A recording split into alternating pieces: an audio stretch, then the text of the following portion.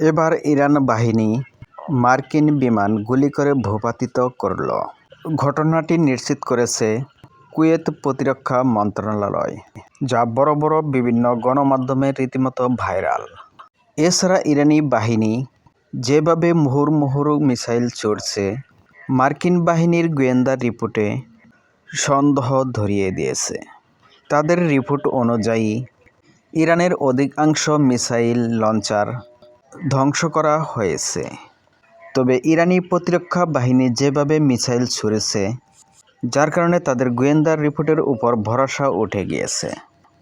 তবে অন্যদিকে তারা এই ধারণা করছে, গত বছর যেগুলো মিসাইল লঞ্চার ধ্বংস করেছিল সেগুলো সম্ভবত মেরামত করেছে, কিংবা এই মোবাইল লঞ্চারগুলো অন্য কোথাও নতুন করে তৈরি করেছে।